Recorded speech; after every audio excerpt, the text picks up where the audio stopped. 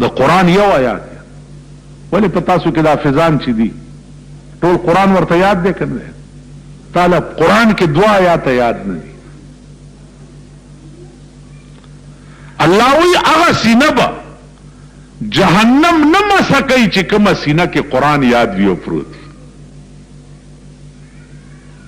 نو د دې وجنه ټول منځونه چې دی هغه په قل هو په الحمد باندې کوي صورت درته نه دی یاد چې په نور صورت پکې پانځه کې وایي. تاسو مل باندې توبه خو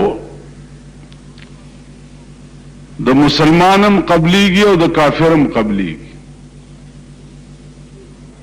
باس پدې کې دی چې څو وخت کې د سړی زنکدن شي او دغه وخت کې سړی توبه وباسي نو د زنکدن په وخت کې توبه قبلیږي او کنه قبلی.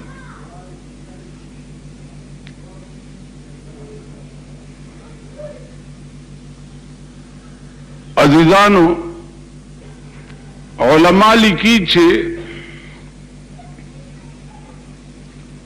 د زنکدن گویا هغه حال چې څو وخت کې احوال د آخرت په سړی باندې منکشف شي.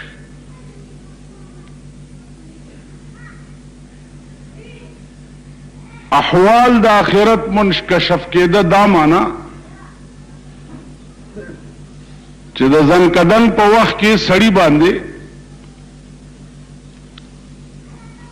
انکشاف د احوال د آخرت وشي. مثلا د په کټ کې پروتي او دته په جنت کې خپل ځای ښکاري. ملائکه د روح اغستو تراغید لغلی وی گویا په ډیر خسته او ډیر ښه شکل کې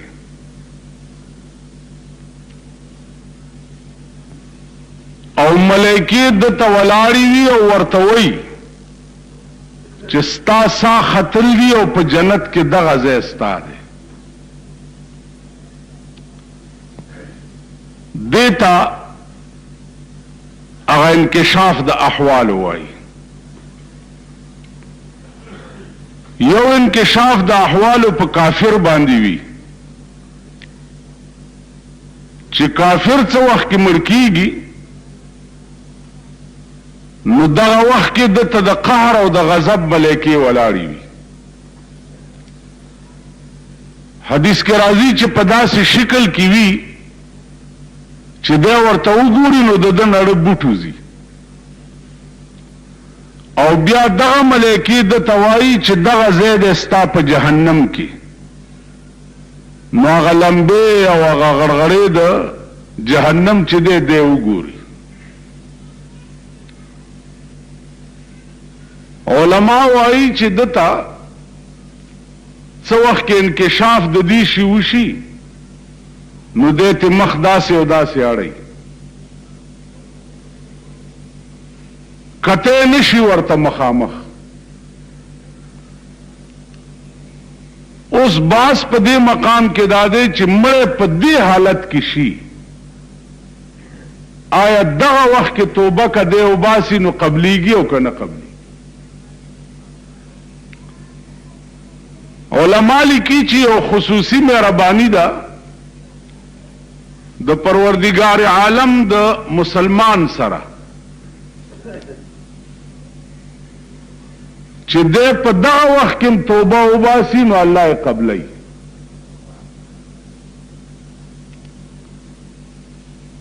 او خصوصي قهر و غضب ده د الله په کافر باندې چې انکشاف د احوال د آخرت په کافر باندې وشي که دغه وخت کې د ایمان راوړي یا توبه وباسي نو دغه وخت کې نه قبلي. لکه د دویم آیات کې ولیست التوبة للذین یعملون السیئات الله نه قبلی توبه د هغه کسانو باندې چې د عمل کوي بد حتی ترغه وخت پورې اذا حضر احدهم الموت چې د مرګ راشي. تر هغه پورې ګناه کوي چې دته مرګ راشي. قال انی تبت الآن، نو دی وی چې خدای اوس توبه وباس. نو الله فرمایي وللذین یموتون وهم کفار، نو الله نه قبلې توبه دغه کسانو چې دی مړشي او حال دا دی چې دی کافر وي. فاولئک اعتدنا لهم عذابا الیما، داغه کسان دي چې ما دوی د پاره تیار کړی دی عذاب علیم. علیم د فعیل وزن دی. فعیل وزن په عربي کې کله په معنا د اسم فاعل راځي او کله په معنا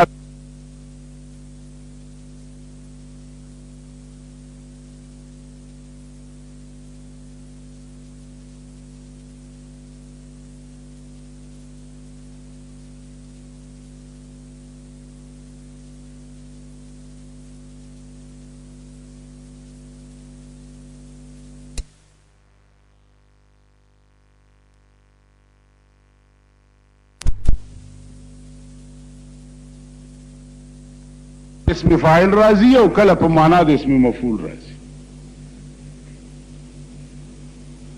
که علیم دلتا په معنا د اسم فاعل والے، نو علیم معنا مولم یا مولم. علیم هغه عذاب ته وایي چې د سړي اډو کې دردایي. نو الله فرمایي چې ما تیار کړی دوی د پاره هغه عذاب دی چې د دوی اډو کې بدردی او په درد کې باچي دوی. که په معنا د اسم فاعل والے، نو علیم معنا مولم.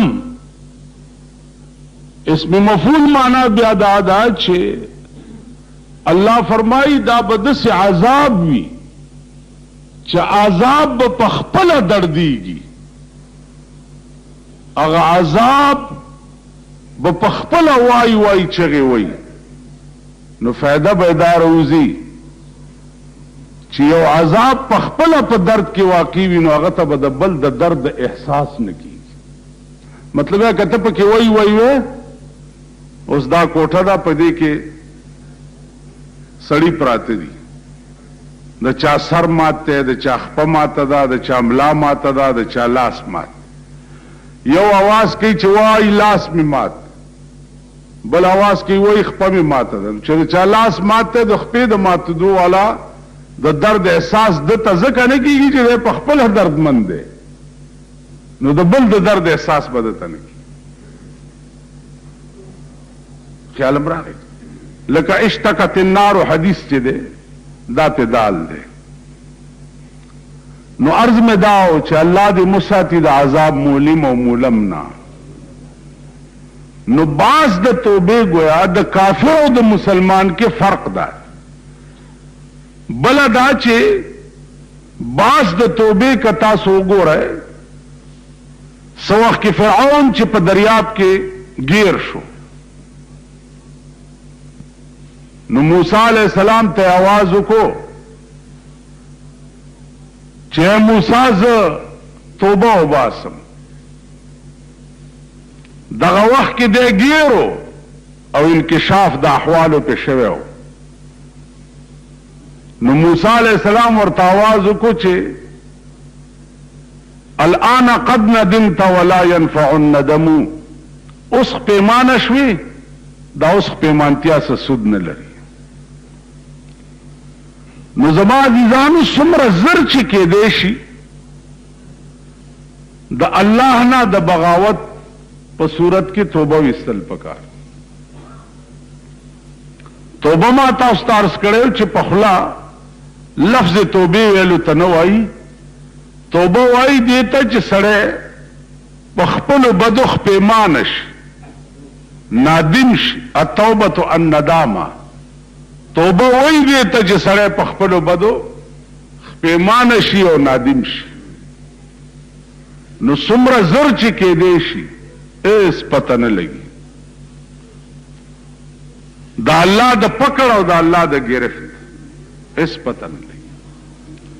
کته ویل ازوانم نو عزیزه اکسیډنټ به وکې پلاره به روان یې او سیا به یو غړز بشي لاره به در باندې راوخیږي ته چې د توبې سوچ کې سا به در نوتي بیا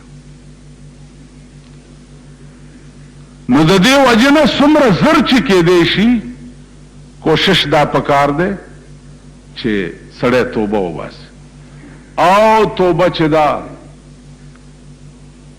هغه ډېره زر خدای قبلی حدیث کې راځي التائب من الذنب کمن لا ذنب له توبه ایستون کې د ګناه نه داسې دی لکه د چې دا ګناه چرې کړي دي بل حدیث کې راځي چې توبه ایستون کې د ګناه نه داسې پاک شي کیوم ولدته امه لکه نن د مور نه پیدا شوی حدیث کې راځي جناب رسول الله صلی الله علیه وسلم صحابه ته فرمایل چې یو سړی درته وښیم چې په ټول عمر کې منځ هم نه کړي ښه کارونه هم نه کړي ټول عمر خدای سره ډزې کړي د خدای پیغمبر سره ټول عمر ډزې کړي او 15 منټه کې هغه جنت ته لاړ شي صحابه حیران شو چې یا الله داسې سره به څوک 15 منټه کې به جنت ته لاړ شي په یو جنگ کې یو کافر رامنډه کړه او د پیغمبر په لاس کې لاس ورکو توبه یې ویسته او کلمه یې وویله یا د کافرو د طرفه جنگ کولو یا د مسلمانو د طرفه شو خو چې د دې طرفه شو حمله یې وکړه پکې شهید شو پیغمبر فرمایل صحابو ته چې ادا سړی دی چې ټول عمر کې نه مونځ کړی نه اودس کړی ټول عمر خدای سره ډزې کړي دي 15 منټه کې توبه وویسته او جنت ته لاړو نو د دې وجه نه غاوره کېږي په پیش نه حدیث کې راځي چې یو سړی نیک عمل کوي تر هغه حده پورې چې د ده د جنت په منځ کې یو لیشت فاصله پاتې شي ناګنت یو داسې کار وشي چې د ده د دوزخ په منځ کې بیا یو لیشت فاصله پاتې شي نو عبادت هم د غرور شی نه دی ایو بزرگو ټوله شپه به لګیاو الله الله الله یو ورځ چېرته زړه کې ورغلي دي چې یا الله ما 300 کاله عمر دی او 300 کاله مې ستا د نامې نه بل چا نامه نه ده اخیستې چې ماله به د کوم ځای تیار کړی د شپې چې اوده شو خوب کې جنت ته لاړو یو ملایکه یې وکته چې هغه لګیا ده الله الله الله الله الله د بزرگ ته تپوس وکړو چې څومره موده وشوه چې دا الله الله کې ملایکې ورته ویل 3 لکه کاله وشو ویل څه په پته یې پوهېږي ملایکې ورته چې والله کې دا په پته پوهېږم چې زما د الله خدای قبول کړی دی که نه ویم لیکن د قبول پته راته نه لګي نو د بزرگ یو بو نارې کو د کټه کوس پریوت او وی چې خدای ما هیڅ نه دی کړی عزیزانو ملک مقربین مخلوق دی کم یو ورځ نه چې الله دنیا پیدا کړې ده او ملائکه پیدا کړي داسې ملائکه پکې شته چې ورته حکم شوی دی چې وایه ته چې لا په دې لام باندې مد راکاږه کروڑونه کاله وشو چې ملائکو په دې مد لام باندې مد راخکلی دی لا نو د قیامت په ورځ به د خدای په مخ کې وایي چې الا الله